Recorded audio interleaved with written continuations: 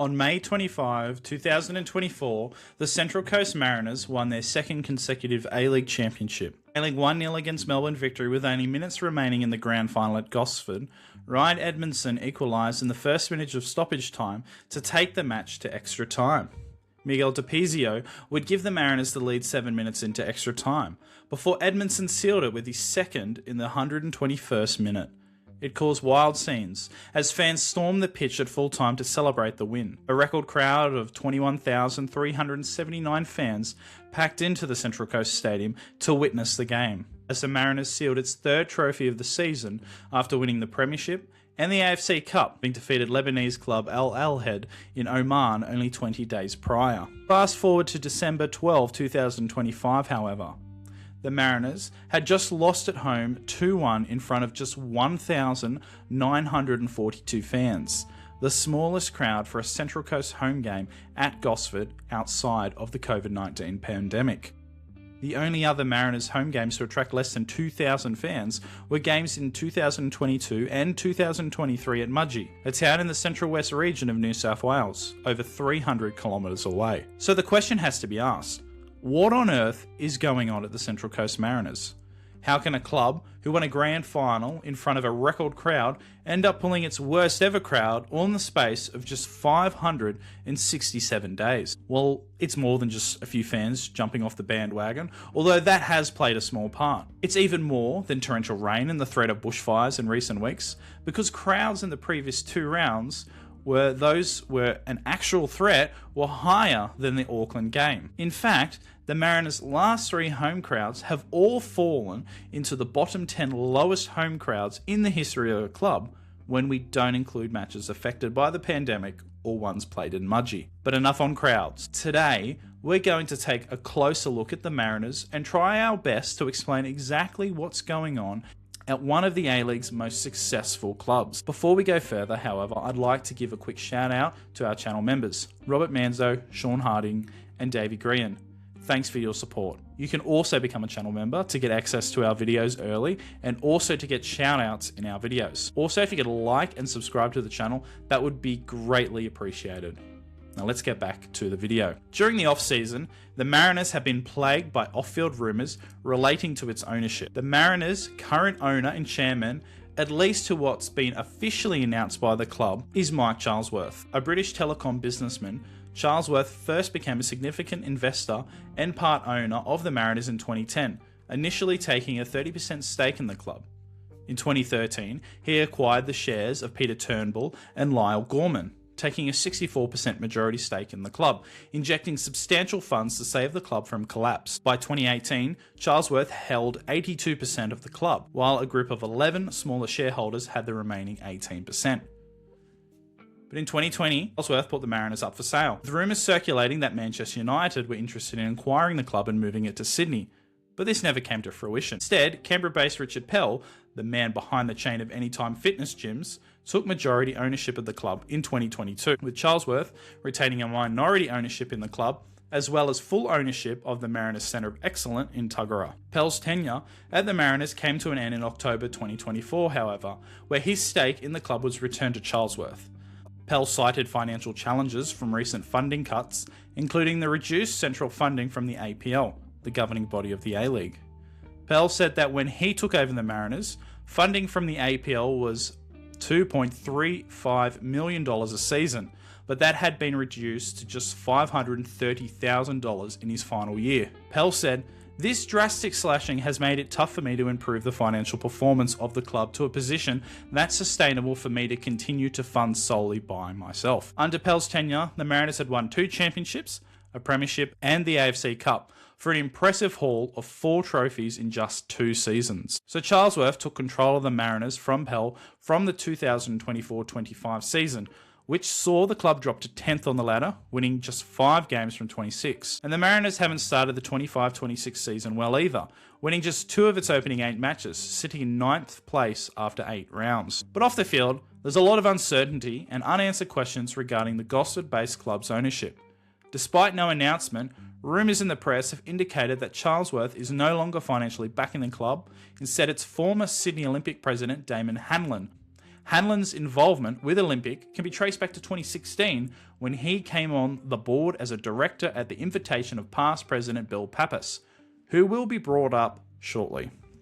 Hanlon gets his wealth from his crane company Titan Cranes, which in 2022 was pitched for sale around $35 million in potential value. In December 2024, however, Titan Cranes was accused by the Financial Review for being party to a decades-long scheme that defrauded the Australian Tax Office of almost $100 million. Insolvency options liquidator Darren Vardy was suing Titan Cranes and Hanlon for $65 million for breaching director duties due to his alleged involvement in the tax scheme, run by ex-insolvency advisor Sam Henderson, who was found dead in a North Sydney hotel room in 2023. The matter remains before the courts. Hanlon is the second Sydney Olympic president to be embroiled in an allegedly fraudulent scheme. The aforementioned Bill Pappas, I told you we'd get back to him, he fled the country in 2021 after he was accused of being the architect of a $500 million bank fraud that funded his lavish lifestyle of yachts, sports cars and property. It's nothing like a controversial owner in Australian soccer. Back in September 2025, NCA Newswire journalist Marco Monteverde reported that Hanlon's investment in the Mariners was yet to be ratified by the APL.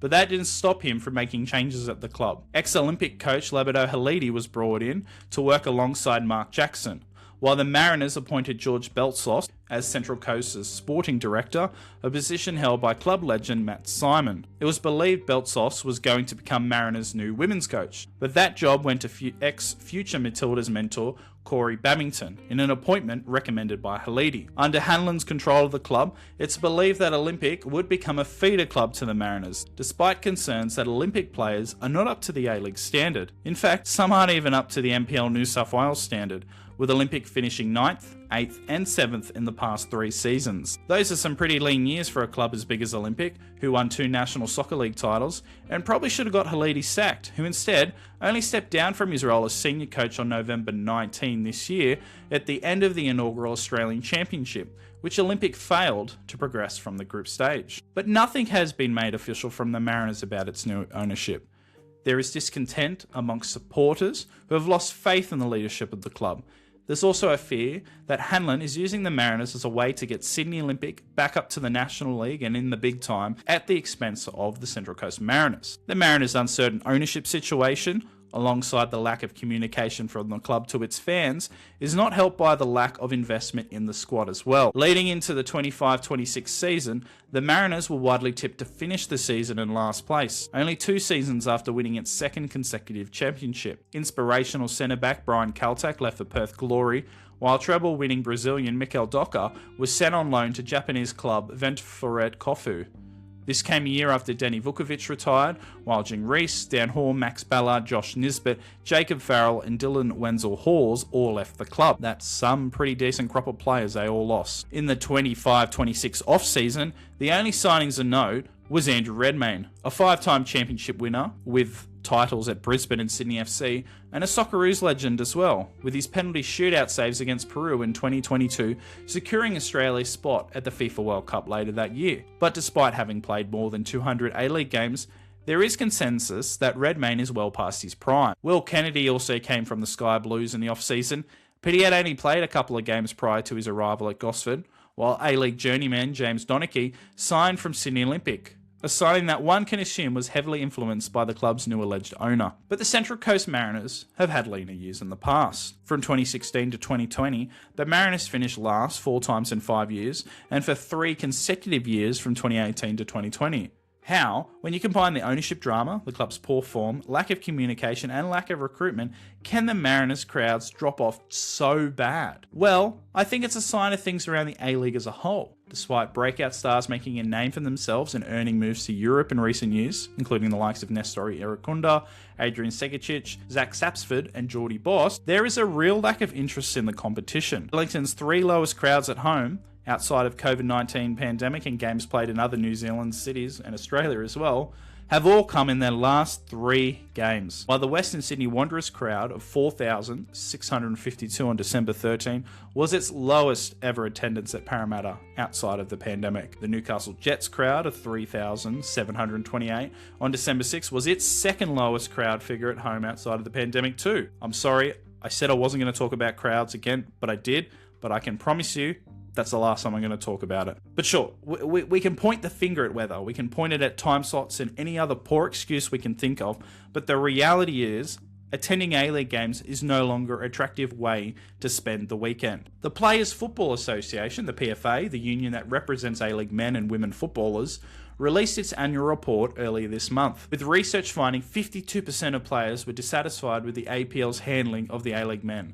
That's just over half of all the players in the union. As well, players believe that in gunning for transfer revenues from a younger profile of players, the APL had inadvertently dropped the ball on other areas of the football economy, including marketing. In a time when the A-League is desperate for eyeballs on the competition, players believe that the APL are just not doing enough to make it happen. Now, maybe the Mariners situation has been exacerbated by the lack of interest in the A-League as a whole, but the ownership issues, lack of communication from the club to its fans, and the overall lack of investment in the squad is making fans walk away fast. Thanks again so much for watching this video. I hope you enjoyed it and learned something new. That's probably our last video for 2025.